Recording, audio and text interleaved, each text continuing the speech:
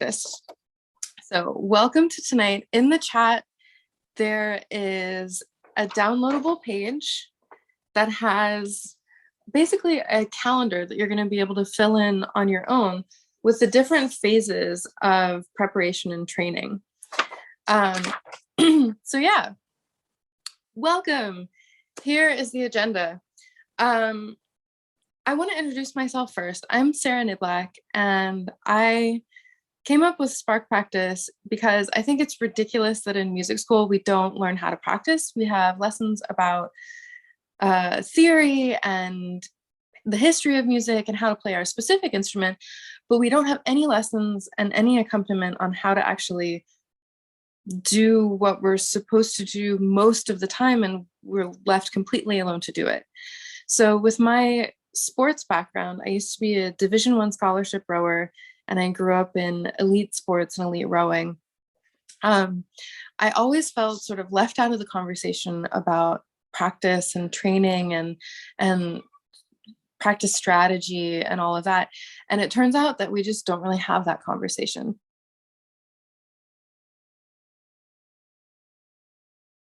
I mean, I've been exposed to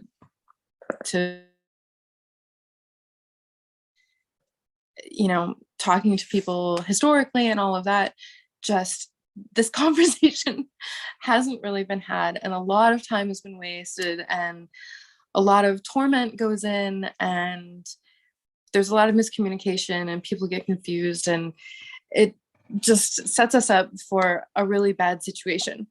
So over the past year, I've been working on a training program for myself, and we've been testing it out on a bunch of different people.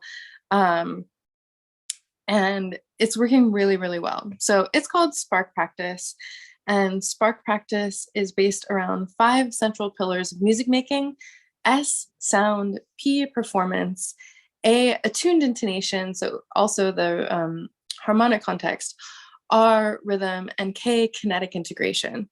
So with these 5 elements, we're always working towards musical objectives. So we're never getting stuck in a little technical pocket or on one specific piece. Our entire level is moving up all the time, even if we're working on specific repertoire or exercises or foundation building.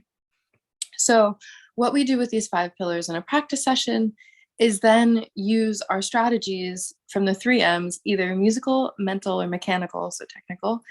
And we fill little slots in each of these pillars, and a complete practice session actually does the tour of all of the 5 pillars, boosting your level in a really complete way and helping skyrocket the level. So isn't that cool?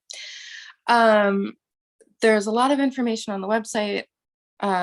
You're welcome to take a look at it and send me questions, and we have some programs coming up that I'll talk about a little bit later and all of that. But that's where Spark Practice came from.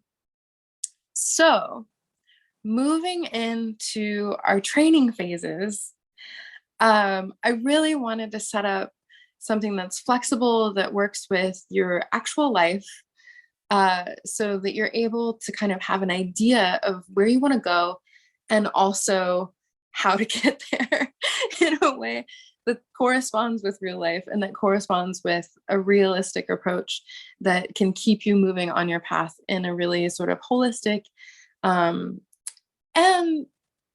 with very, very high standards still. Okay, so let's jump in. Well, at the end, we're going to talk about next steps and just things. So let's jump in. All right, goal setting and setup. You'll see on the big practice page your big plan. What is this? This is for 9 weeks total. So it's almost a quarter, almost 3 months. And whatever your timeline is before a major event, I know that some exams are coming up and some recitals and stuff for end of the year, especially in school, are going to be sooner than that. And it kind of doesn't matter. Everything that you're going to be doing here, you're going to be doing anyways, just the timeline is going to be a little bit more restricted and contracted. That's okay. It happens. It's fine.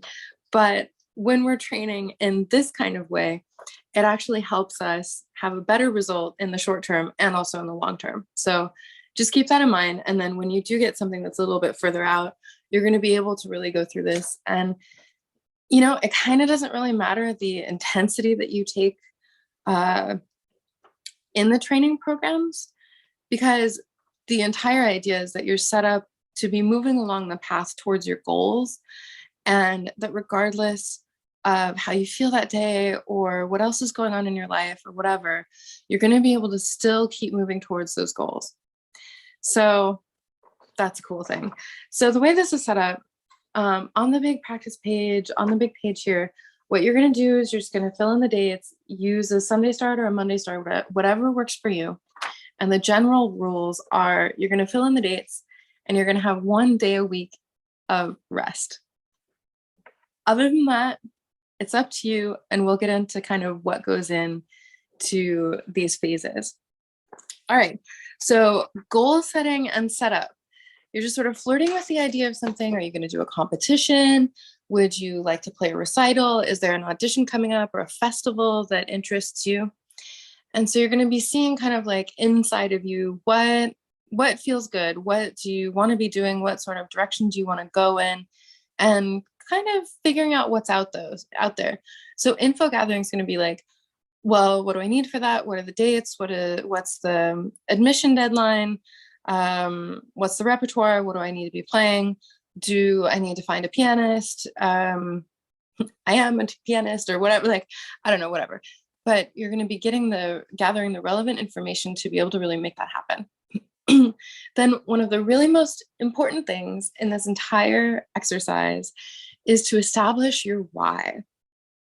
This is the thing that's going to keep you wanting to move along the path toward your big goal, even on the days that it doesn't really feel worth it, or you're asking yourself, oh my gosh, I should have done something completely different with my life, or the last experience was terrible. I don't ever want to put myself through that again, or whatever. When you find your why, that's your shooting star. You can always hang on to it. It needs to be something that resonates really deeply with you authentically. It could be that, this works both ways. Your parents wanted you to go into a certain career path and a different career path calls you more. It could be that, you've been doing something for a really long time because that's the only thing you know how to do, but actually want to do something else. It's never too late to start learning. It's never too late to really go for what you really want. And so this is kind of why we need to ask ourselves some big, important questions, like, what's your big overarching goal for everything ever? Okay. And a lot of times people will put like, oh, I want to be first chair in whatever symphony. I want to be a soloist at Berlin Phil, or I want to have like 10 CDs of all new music and work with composers and, whatever it is. That's fine. But I think a more interesting question is, what do you love about it? And even a more interesting question is, how do you want your life to feel? So is the thing that you've like established as your big goal, is the reality of that something that you really want? And that's going to help pull you towards that even more, because when you have an emotional attachment to something that really pleases you, that is something that's really healthy for you, something that is exciting to you, it's a lot easier to deal with the kind of caca that gets in the way. And I think that, this is a really good question. What are your intentions? How do you want your life to feel? How do you want the process to feel? All of that, because also it's going to be the thing that helps you really clarify what kind of goal is right for you. Is a symphony job right for you? Is a chamber music situation right for you? Is recording as a soloist or trying to play with orchestras or whatever? It's going to help establish a lot of that stuff. All right. So the last part of goal setting and setup is the priorities exercise, which you've probably seen if you're into like planning or anything like that. But It's kind of interesting sometimes to take a pen and paper and sit down and write out like an ideal schedule for a week. Write out um,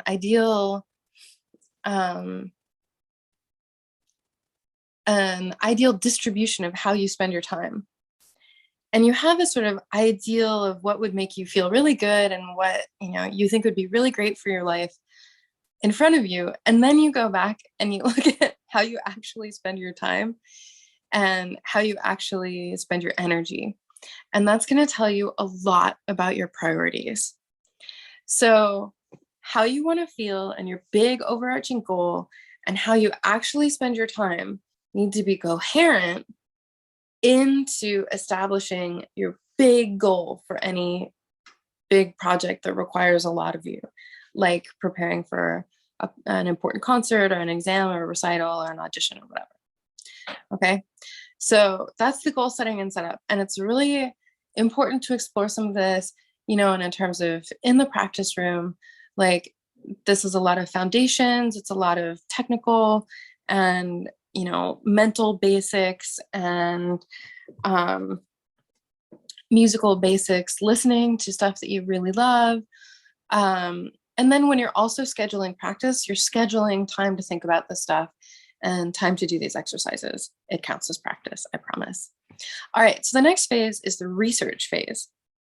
And this is really starting to dig in to what you're going to be doing to prepare the programs that you're going to be preparing.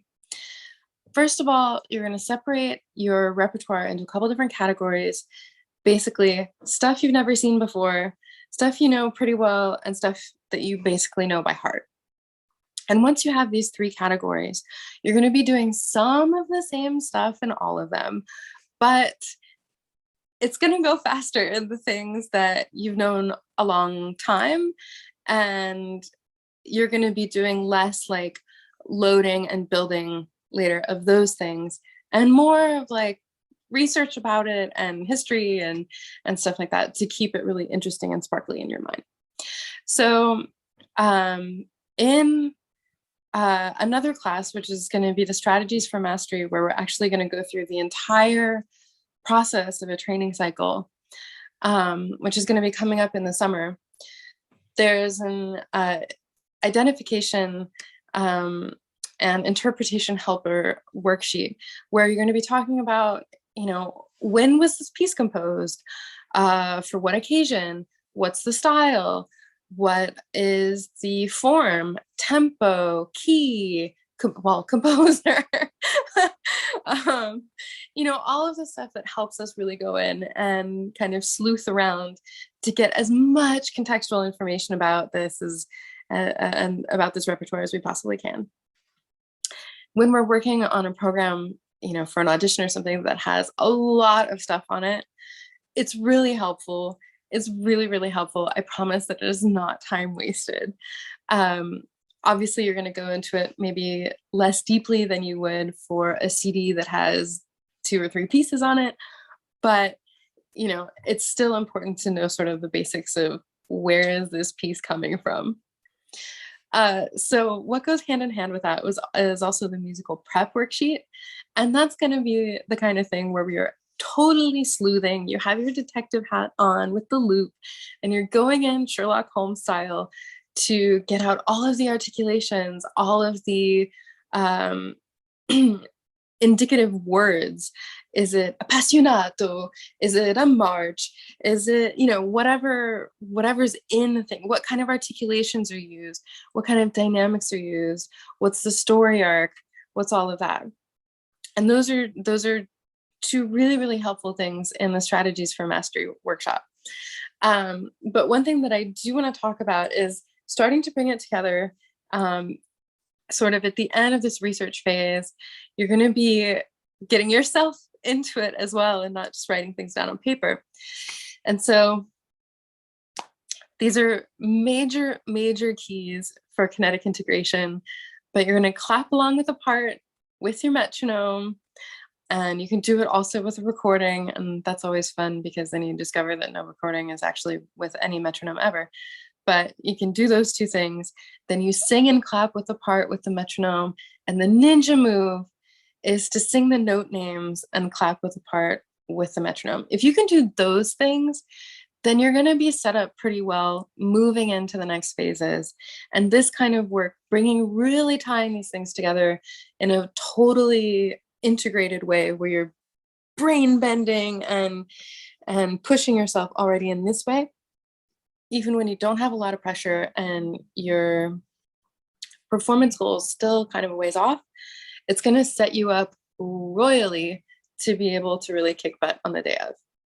So this is also the time where you're going to be getting different recordings, checking out different editions, polling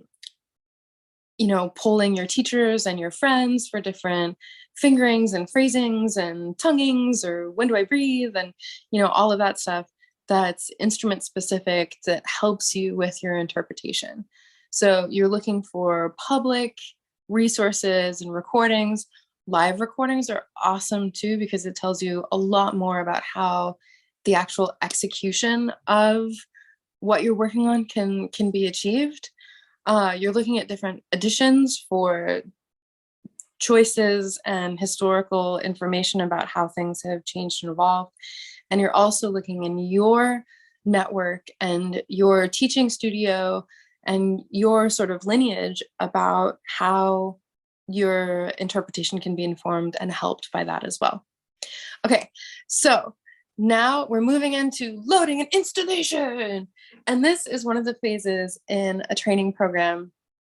It's really the vegetable eating phase. It's really the weightlifting phase. This is when you're going to be doing stuff that gets everything into your muscle memory. There's a lot of cross training. There's a lot of just getting things basically into your system.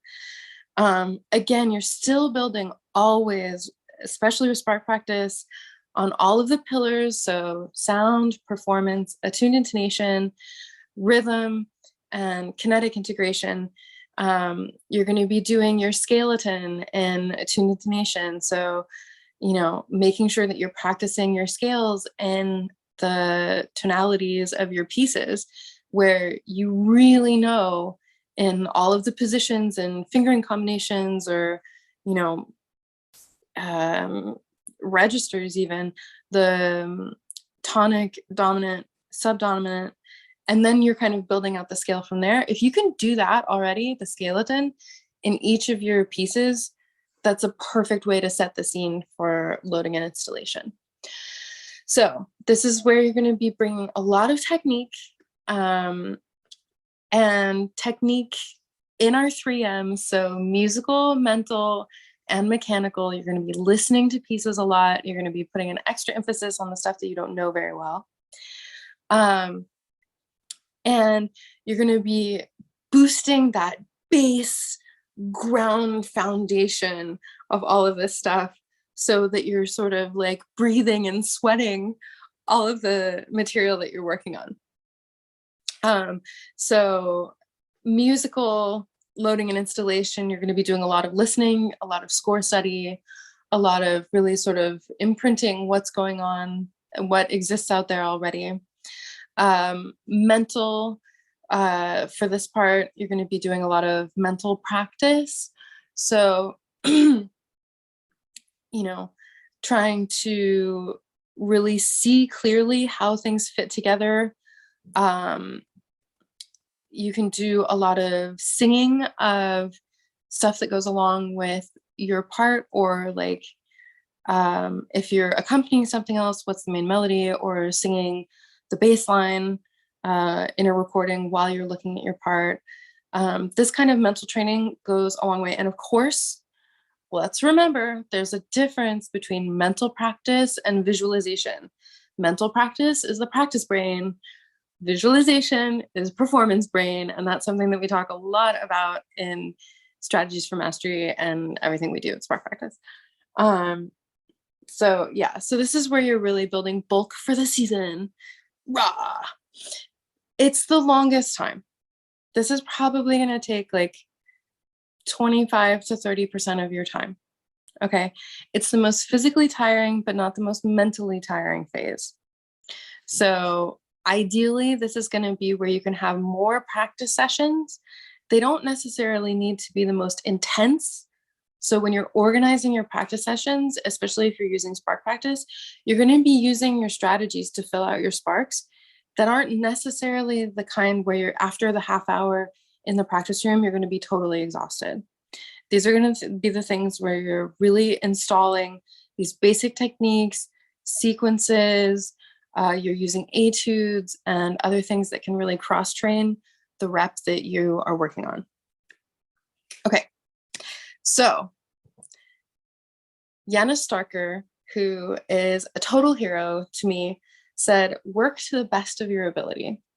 And what that means to me is that regardless of what's going on in the world, we put our best foot forward, but that also means that we don't always have the capacity to be as available to our work and to our project as we would ideally like to be.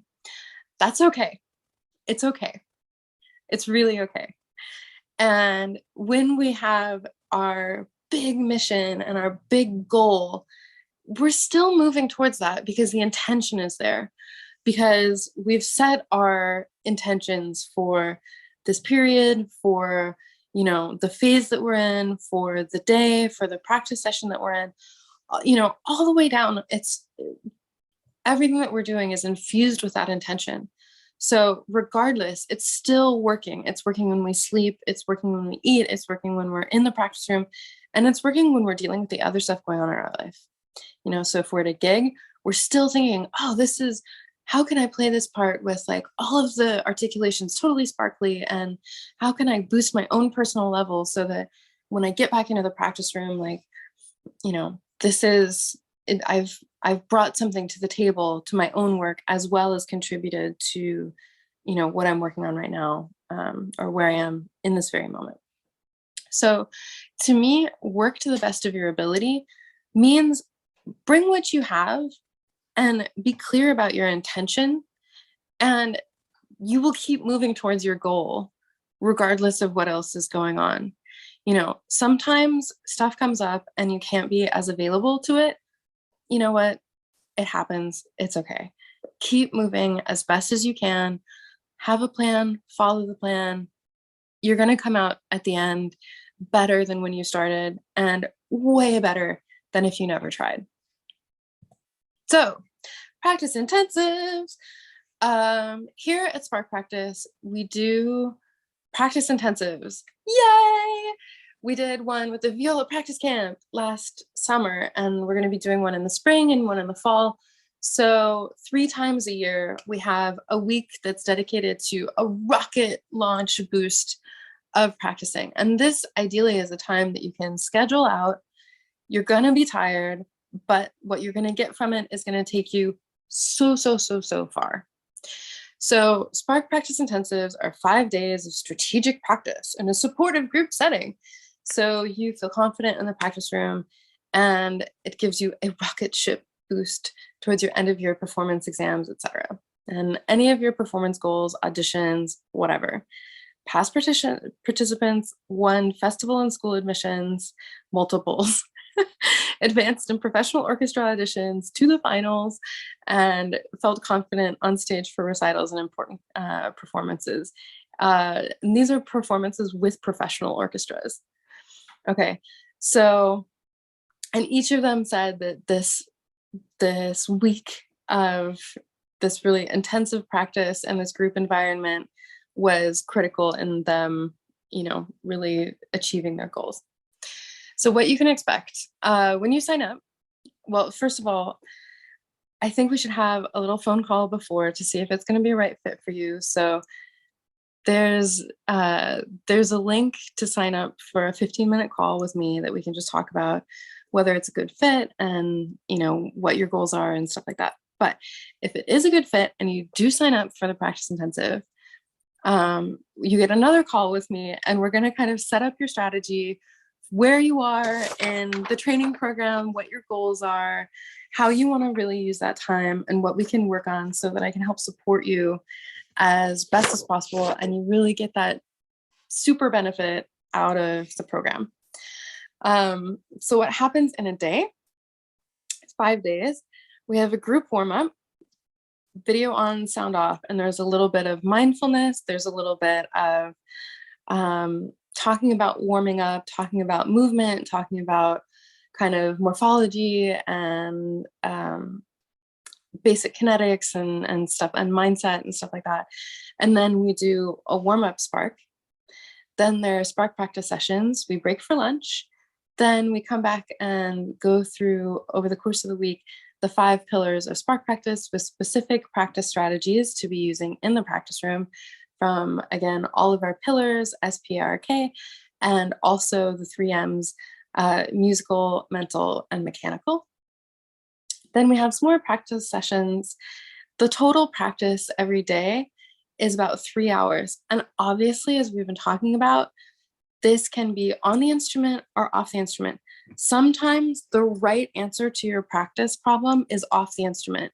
So if you're a brass player or you're a wind player or you're a singer or whatever, don't worry about the 3 hours of practice. You're going to be getting an extraordinary bounce per ounce out of this program, and you're not going to be, completely used up and unable to play at the end.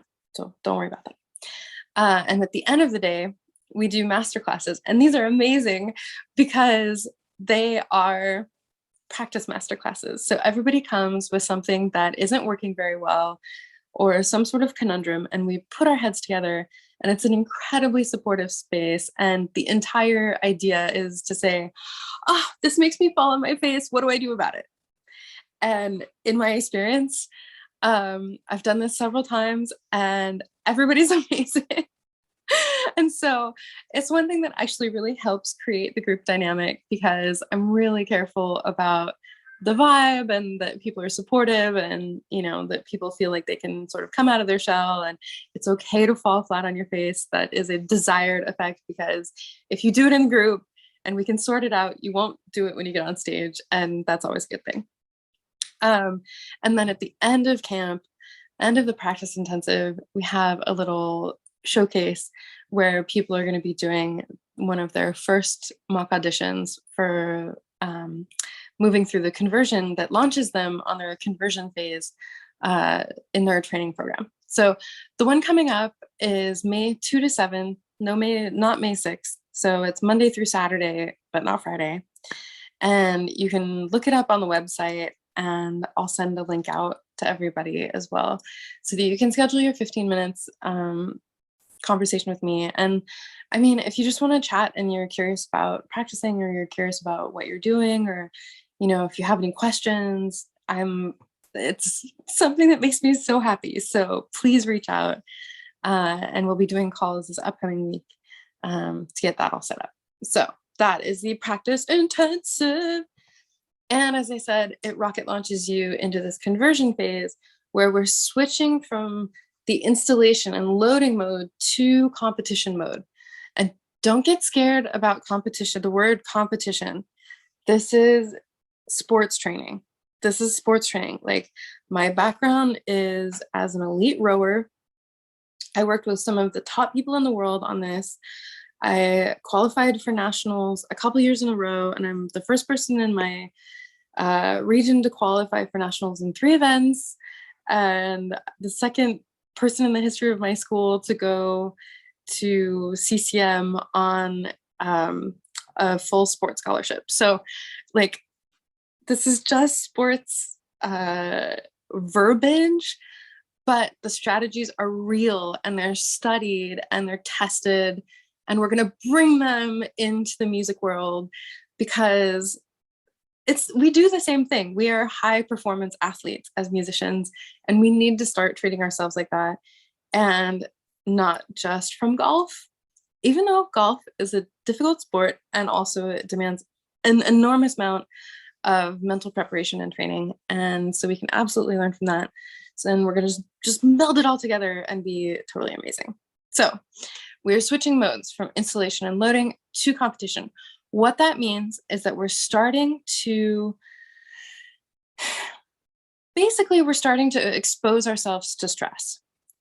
So what that translates to is that everything that we've been doing to prepare so far is building this foundation, building tools, especially in our performance sparks, our centering routines, our concentration, what I like to call fence posting, in terms of places in our pieces where we can recommit, check in, have a positive emotional signature, and keep going regardless of what happened before.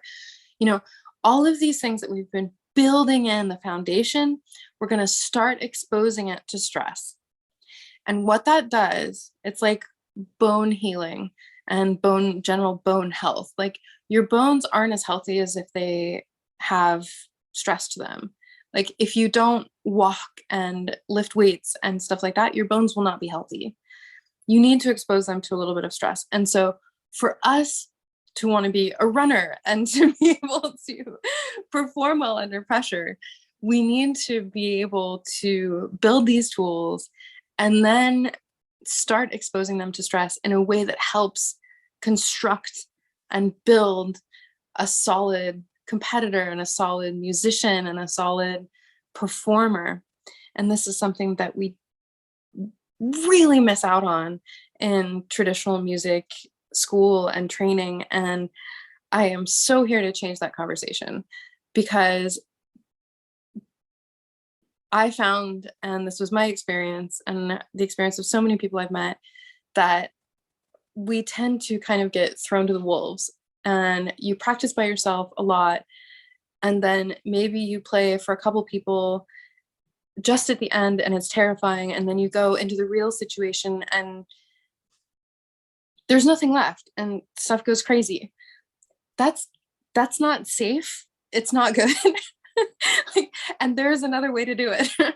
So, by using Spark Practice and practicing performing and practicing like kinetic integration with all of the other pillars, building this foundation up together, when we start to expose it to stress through mock auditions and self-recording, we're building in a way that's constructive and healthy and productive. Okay, so this conversion phase is very important. So we're going to be doing our first mock auditions. If you come to the practice intensive, you're doing mock auditions for friends who are voraciously supportive, who absolutely want to see you succeed, and they're in the same boat. And it's stressful playing for other people, always, of course, but it's a really good first exposure. You can also play for your friends. Self-recording is really important. Audition Club is something that we set up during the pandemic, which is a group of professional musicians from around the world who get together to play mock auditions for each other a couple times a week. It's an amazing group, and every single person who's participated seriously has either won a job. We just had another girl win a job last week, has advanced in auditions, won sublist jobs, gotten into festivals. Like, it's incredible and totally supportive as well, and helps people get results. So you're welcome to come to that. We're going to start in this conversion phase, part of this gentle transition to switching into sort of like competition mode, where we're going to be a little bit more stressed out, moving towards the big event, which, it's natural. We're excited. We're looking forward to it. It feels stressful. And through all of this training and through all of this conversation, this stress can be excitement and can be a positive thing. Of course, like, it can also feel really scary, and our body wants to protect itself. So your body will tell you the craziest stories to try to get you not to do something that it feels is dangerous. But through this whole process, we're reassuring ourselves that this is where we want to be. This is what we want to be doing. We are safe on stage, and we can go for it. We can go into our creative performance brain and really just show off what we've been working on. Okay, so we're going to be building in adversity training And we're going to be listening back and doing our sort of big fixes. Okay. So this is probably not the quote you expected right now. But Noah Kageyama is a personal hero of mine. He is the Juilliard performance psychologist. He runs the Bulletproof Musician. He has training courses and a fantastic podcast. And every week he's pulling out new studies to talk about performance and practice strategies and amazing, amazing work. And I was doing one of his programs a while ago, and he said, to successfully complete the training program, to aim for mediocrity. Now, these are the two quotes that I'm going to share with you tonight, is work to your best ability and aim for mediocrity. And I'm not saying don't go for it. I'm saying just the opposite. I'm saying go for it with everything that you have and do it as reasonably as you can. I want you to be alive and healthy at the end of this experience and have had a good experience building yourself up as a complete musician. And so sometimes that means that, no, we're not going to get the fourth spark practice session in that day. It means that after the second spark practice session, you had planned to do a heavy session in the afternoon and you got some bad news at lunch and you just don't have the heart. And so you adjust your strategies, your practice strategies in each of your pillars, each of your sparks, and you're going to do something a little bit lighter. Like, that's fine. That's totally fine. You know what? The intention is still there and you're still moving towards your goal. So in aim for mediocrity, what that means to me is that it's okay that you're human. Also keep your intention and keep moving towards the mark. Anytime you put a block in front of that saying, I can't do this, I'm not good enough, I didn't practice today, so I'm never going to make it.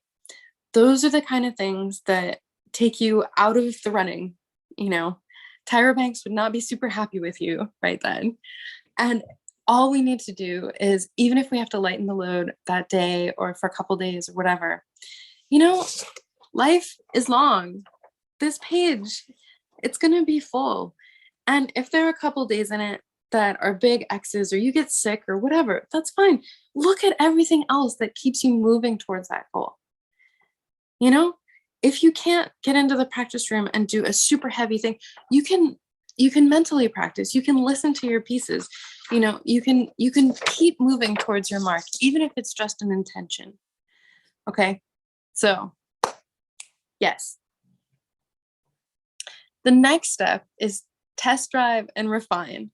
So now that we've been through our conversion phase, building already on all of this foundational work that we've been doing, now we get to really kind of take it out for a spin. And this is where we live in mock audition land. So this is where we're going to be really practicing performing, really committing to switching from, our critical practice brain to our creative performance brain. And the entire idea is that when you're playing, you're using all of your centering strategies, you're using all of your foundational work to get you on stage. And that's going to help support you while you're committing to this creative music making. Then, because you're recording and because you have feedback from your friends, you're going to see what worked and what didn't. Sometimes, things don't work, or you exaggerate too much, or you went for one thing and it made something else kind of fall apart.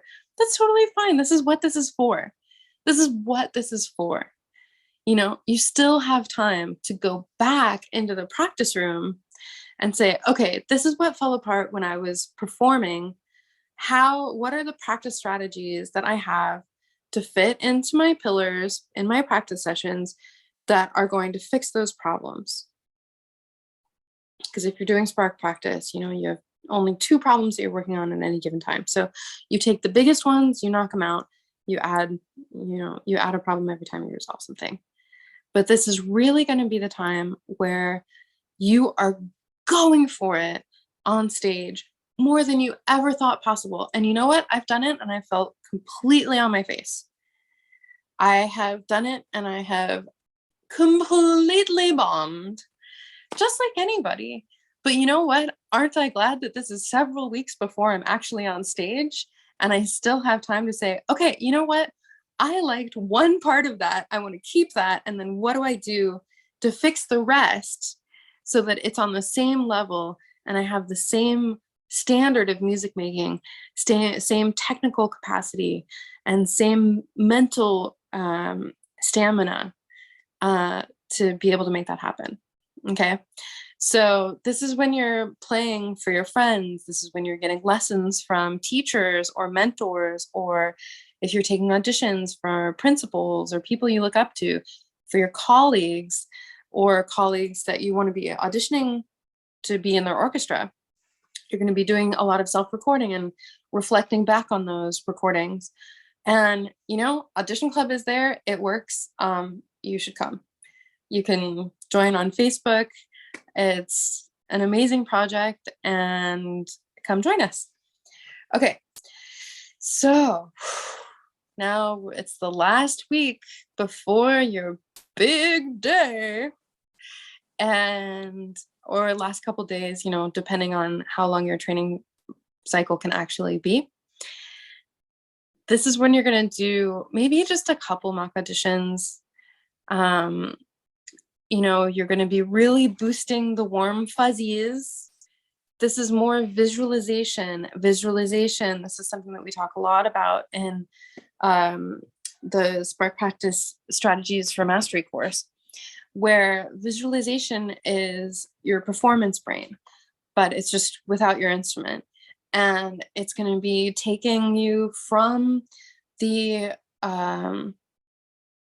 from your house to the venue, the backstage area, getting ready to go on stage, your performance, going through your performance. And if it's crystal clear in your head while you're performing, then you're probably in a really good place. And you're going to find, especially when you're building in visualization work, normally by a cool down, it's pretty clear. You might have just a couple areas that aren't totally, but you can, when you've done your visualization, then you can go back and be like, oh, this part wasn't totally clear. And then you can mentally practice it, or you can actually practice it. But again, in visualization, it's mental performance. This is your creative performance brain, not your critical practice brain. Your critical practice brain does not belong on stage. We love it. It's amazing for a lot of different things. It's not welcome on stage. Our creative performance brain is center stage, and it's shining. Okay, so this is where we're practicing stress responses. We're exposing ourselves to stress a little bit, and we're completely dumping it neurally. So our central nervous system knows how to completely recover. We want to be in a really good place where we can really let all of it go. So we're practicing all of our strategies, like our centering and our fence posts, and reaffirming what I call our positive emotional signatures, which is something that we spend a lot of time building in our loading installation phases in the Spark Practice for Mastery, and also in the practice intensive.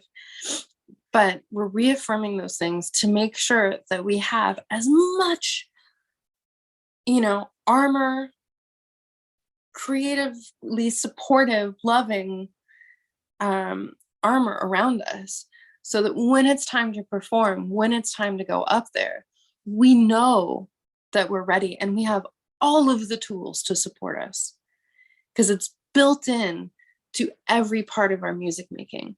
It's not something that we've layered on that we hope will be okay. No, it's something that we've built into the tissue of how we're practicing, of how we're preparing, of how we've practiced performing, and how, we've exposed ourselves and really built this tolerance to stress and all of that. Now we're confident in that.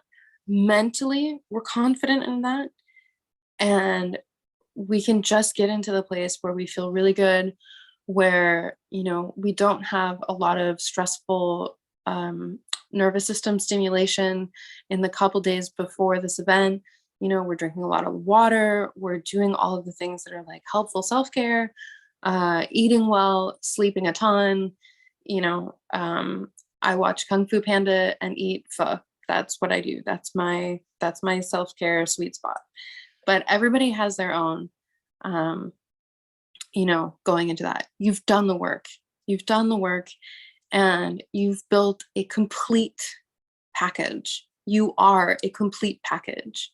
You have all of the tools. You have the performance brain. You have this beautiful, creative performance brain that is fully developed, and you've spent a lot of time there. You know how to use it. You know how to switch between your critical practice brain and your creative performance brain. You can trust that. You're here. You're ready to go. You might be a little bit bored and just like, all right, let's play. Let me at it. I'm ready. I want to go. That's a totally normal feeling. And that excitement can also express itself in, oh my God, I don't want to do this. Like, that's also totally normal. But all that is that, this energy that's coming up, you've been working so hard towards something, it wants to come out, and it's, you're excited. That's normal. It's amazing. It's amazing. So this thing that you've been looking forward to for so long, it's coming. You're ready. Get into a place where you can enjoy your positive emotional signatures all the way through. You can, mentally perform all the way through. You're ready. You're ready. And that's very exciting. Okay. So the big event. This is your game day. And what we say in sports is nothing new on game day.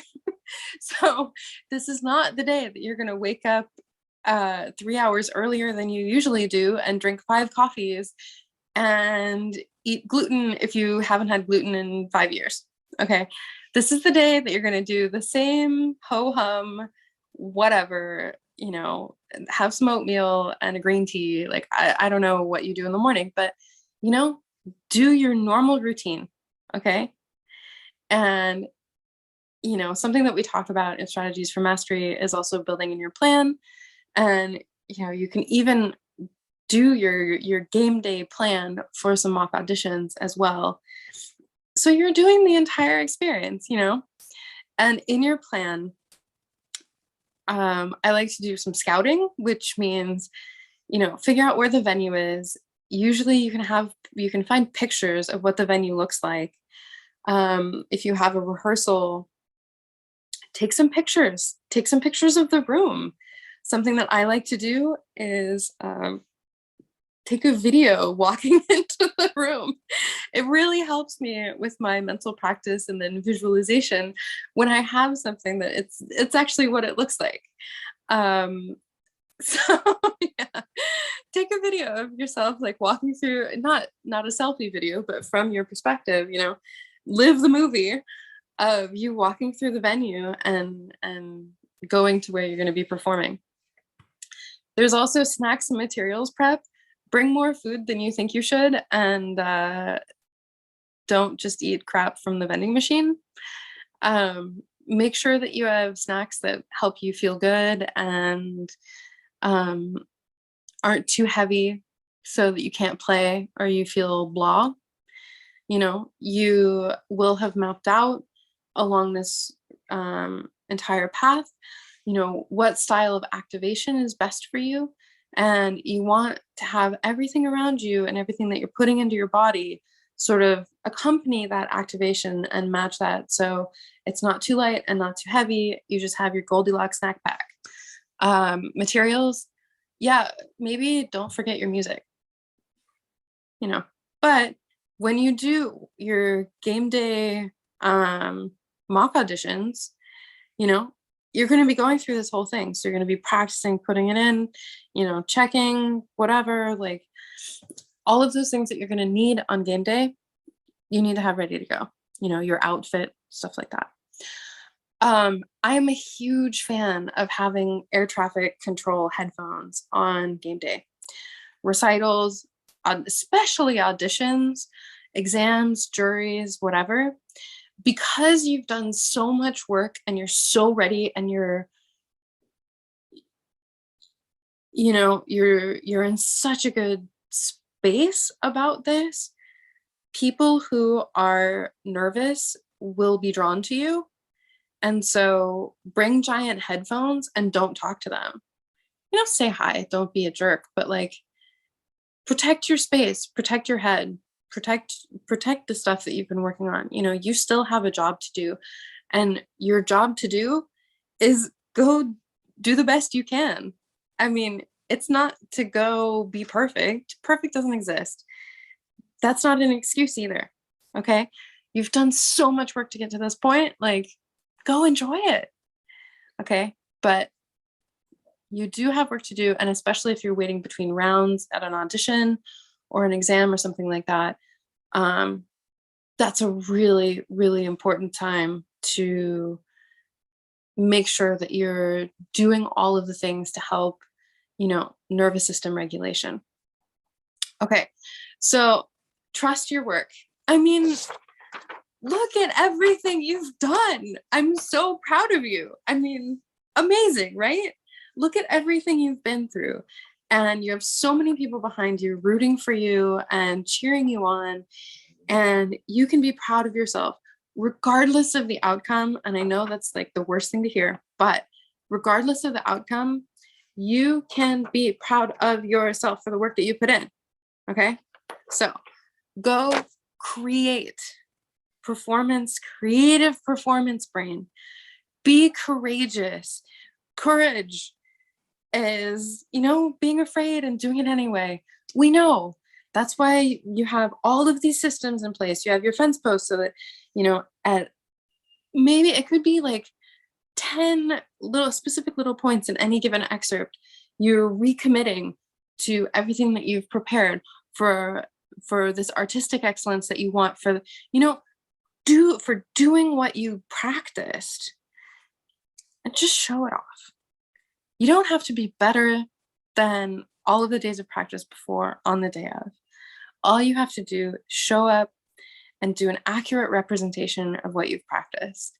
And even if you couldn't do the most amazing, most protective,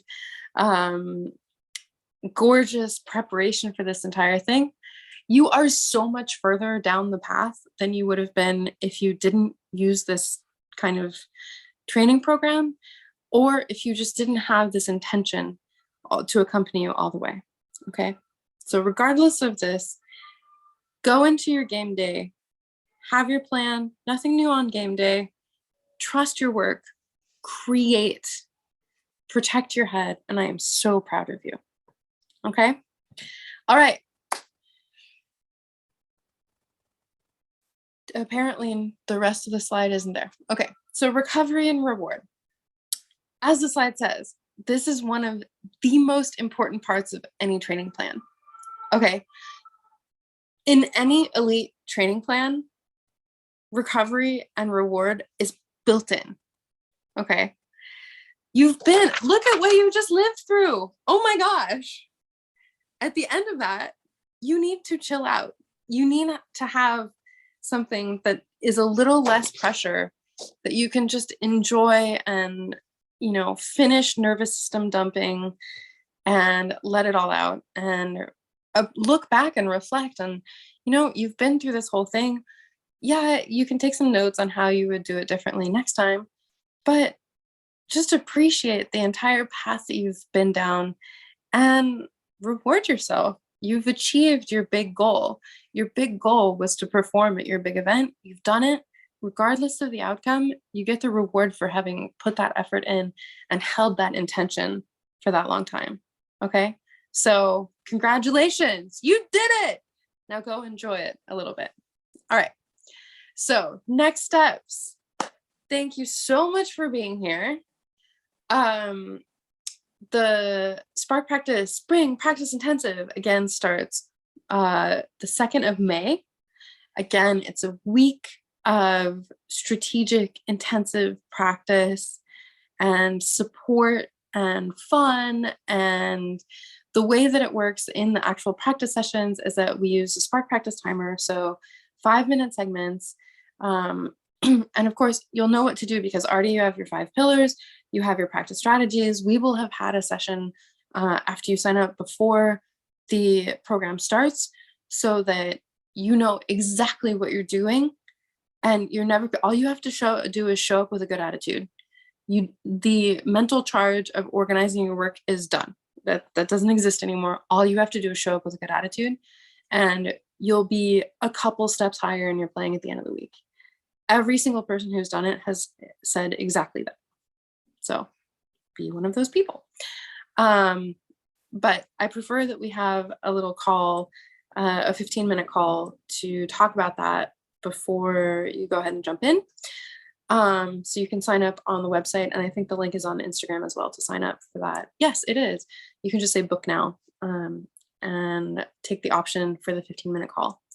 And if you're interested in going through this entire program together week by week, it'll be a 10-week program